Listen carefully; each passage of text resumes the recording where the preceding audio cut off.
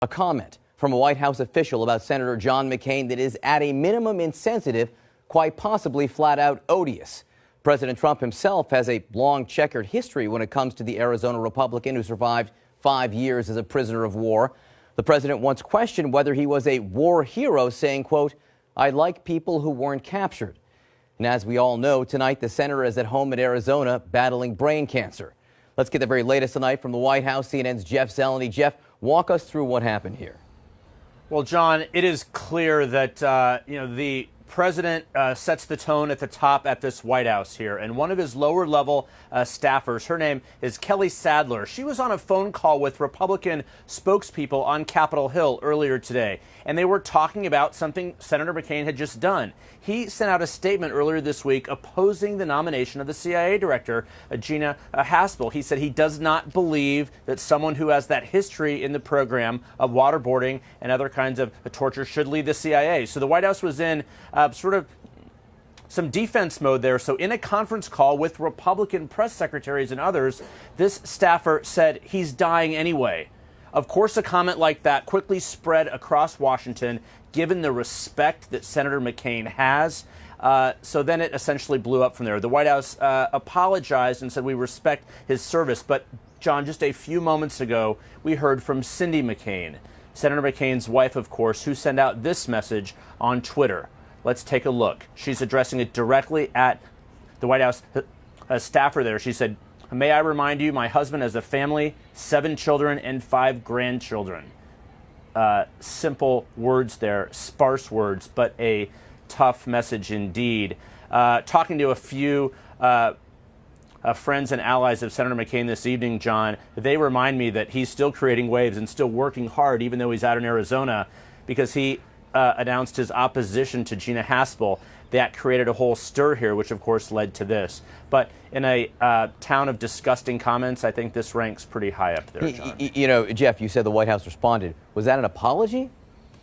John, I wouldn't exactly say it's an apology, but let me read it to you, and people can make their own judgment here. It said, "We respect Senator McCain's service to our nation, and he and his family are in our prayers during this difficult time." But they did not walk it back or say that she was misquoted. They said that she was not intending to be malicious.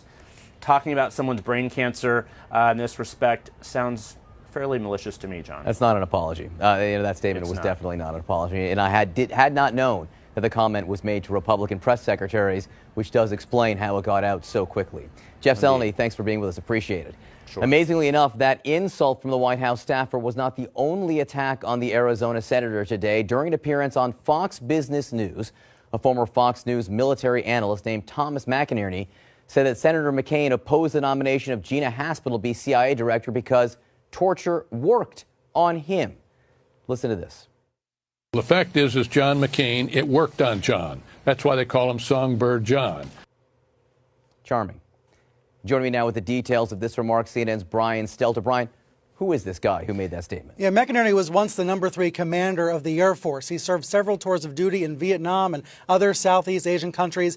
More recently, he's known as a Fox News paid military analyst. He was on the payroll until last year. So today, he was on the air just as a guest. His recent political views do deserve a lot of scrutiny. He raised doubts about Barack Obama's birthplace, actually just like Trump did. And he endorsed Trump in 2016. If you remember that event where Trump came on stage and renounced birtherism and said he knew Obama was American, McInerney was there. So maybe they both had a change of heart.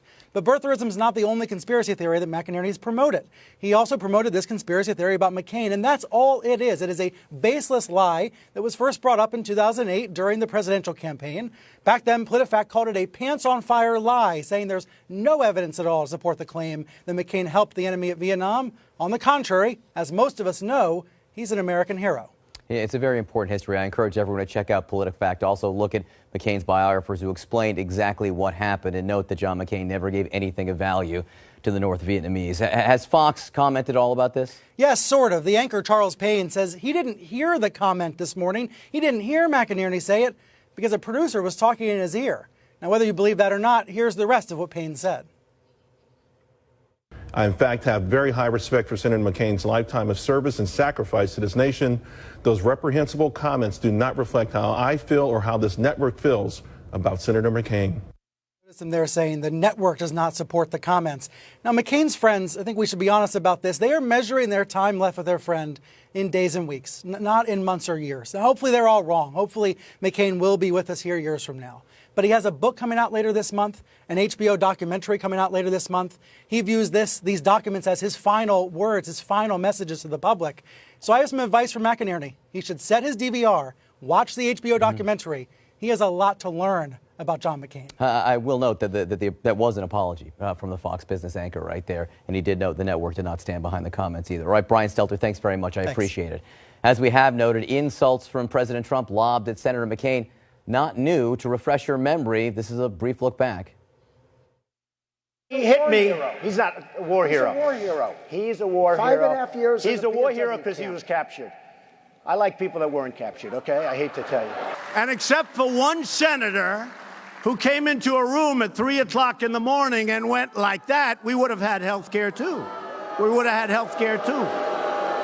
We got a bad vote the evening that we were going to terminate Obamacare. We got a bad vote. You know about that, right? That was not a nice thing. We actually had it beaten except for one vote. You remember that beautiful night. It was defeated, but one vote changed. Joining me now to discuss Paul Begala and Jim Schultz. You know, Paul, politics is politics. Right. But it doesn't matter. He's dying anyway when John McCain, as everyone knows, is in Arizona right now at home battling brain cancer. Where's the line between, politics and human decency? Well, there's no decency in a comment like that, obviously. It's one thing to argue over whether Gina Haspel should run the CIA. Reasonable people can differ. Reasonable people, good people, don't say things like that. Now, why did this aide say it? She's just a dust speck in American body politic, right? It is, as Zeleny points out, because the president sets the tone. And once norms are shattered, it's very difficult to put them back together. I worked for a president who gave the Medal of Freedom to his opponent from the campaign of 1996, Bob Dole. Why? Because Dole deserved it. They didn't agree about politics, but Dole's an American hero. We need to find a way to get back to that, but this president makes it very, very difficult. People should know, by the way, can I just quickly, what exactly Senator McCain endured? He was shot down over North Vietnam. Both his legs and his right arm were broken. I'm sorry, his right leg and both his arms were broken in the crash. He still can't lift his arm completely over He his can't head. comb his own hair to this day. When he landed, he was stabbed, he was beaten. Later, his captors found out his father was the commander of the Pacific Fleet, a very powerful admiral. And so they said, you're free to go. Alone among our POWs, John McCain had the key to his own cell. He could leave at any time he wanted, but he wouldn't do it because the code of honors of POWs is first in, first out. So he was tortured for resisting, more than most. And so what he endured for our country, he endured unspeakable torture, and he is an American hero. I don't agree with his politics, but that's not the point. To say something like that about a man who's given this much for his country is just beneath contempt. Jim, Kelly, Sadler should not have been saying this, correct? Absolutely not. John McCain is a war hero. He's a hero. The sacrifice that he made, and those like him have made, give us the freedoms that we enjoy. And we have to respect that. And beyond that, there's a certain decency associated with someone that's dying of cancer, that may be dying of cancer, to their family, to their friends, and the loved ones. You just have to be sensitive. It was certainly an insensitive, inappropriate comment that she's probably going to regret, and I would hope that she does regret. That being said, I think it's okay to criticize Senator McCain for his views on health care. It's okay to criticize Senator McCain for his views on Gina Haspel's candidacy to CIA. We can disagree on that. That's okay. That's what politics is all about. And it's okay to play hardball politics with that. It's just not okay to be insensitive and to make it personal. Can't the White House say, I'm sorry? Why hasn't the White House come out and said, I'm sorry? The White House said that the family is in their prayers, and I disagree with the fact that this is something that rolls downhill from the president himself. This was someone that made an off-the-cuff comment in a meeting. This is not something that she was hearkening back to 2015 and saying, okay, it's okay to say these kinds of things. I don't think President Trump has ever apologized for those initial statements. No, he didn't. And again, when in the political realm, to get into that personal issue for someone who has suffered for our country, It's inappropriate. There's no question about that. I agree with Paul on that, but I also think it's incredibly insensitive to say the president doesn't respect military service. He surrounds himself with military people in his staff and respects their opinions. He does not respect Senator McCain's sacrifice. He lied to the country, said he wasn't a war hero. When, by the way, Corporal Bone Spur there in the White House, Mr. Trump, took steps to avoid service. John McCain took steps to serve. So this is, I just disagree, this is emblematic of our times. This is emblematic of the era of Trump. And the challenge for everybody else, decent people in both parties, is not to sink to his level. Reciprocity is so deep in the human soul, but I really admire the McCain family, for example, is conducting themselves with such grace. There's some new bit of reporting into CNN. Let me read this to you. A source close to the situation says Kelly Sadler called Meghan McCain today to apologize for the crass remark that she made about Senator John McCain. It's unclear what Meghan McCain's response was, but we are told Sadler apologized to her. That's a start, Jim. Sadler apologizing to the family is a start. A next step would be apologizing in public. A next step with the White House saying that the comment was inappropriate and apologizing. I still don't get why they simply can't say, this was a completely inappropriate comment, we're sorry. She's paid by the taxpayer. As she should apologize to the family. It was an insensitive comment about someone that's dying of cancer and someone who served our country well and someone that, if he does in fact die of cancer, will be sorely missed by many. So there's no question she should apologize. And the White House, I'm sure, will be critical of her remarks. Well, but no, they can't apologize because Mr. Trump won't apologize. That's the problem. If you fire this woman, which any decent White House would, if she publicly apologizes, which she must, it puts the president on the horns of a dilemma because Donald Trump doesn't apologize for these lies and personal insults. He never apologized to Ted Cruz for somehow implying that his father was connected to the Kennedy assassination. He, in fact, was asked once, I say this as a person of faith, he was asked, do you go to God with your sins and ask for forgiveness? And he said, well, I don't live a life that requires that. He could not name a single time, even in the quiet of his own soul, he felt like he did something wrong. That's the kind of man we have as our president. Just very quickly, Jim, you really don't think that the president has changed the level of discourse? Whether or not it's successful is a different story, but has he changed the level of discourse? Look, there's been vitriol in politics as the right goes further right, the left goes further left. There's been all kinds of vitriol back and forth. I don't put that solely upon the president. That was going on long before President Trump came onto the scene. We were heading in that direction. Do you think she should be fired? Do I believe she should be fired? I believe she should be reprimanded for her insensitive comments. Someone else can determine what that reprimand needs to be.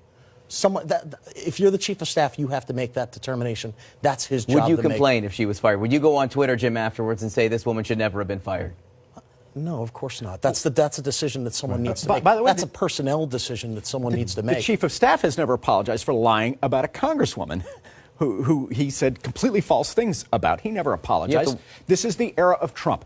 His people never apologize because that the president doesn't. Let's not act like the Democrats have the high road in all of this either. No, human beings do. Homo sapiens do. Right. Decent human beings do, and these people are beneath that. Okay, there's a political discourse in this country on both sides of the aisle that gets where the vitriol is just over the top, and it's not just Donald Trump. It's not just President false Trump. equivalency, Jim. That's not right. We've never seen you to sit here today and say that all the Democrats none of them conduct themselves in any inappropriate fashion as it comes to. I did not say that. I said relates this to political president discourse is sui generis. He's absolutely sui generis, unfair. and he is beneath any standards of our lifetime.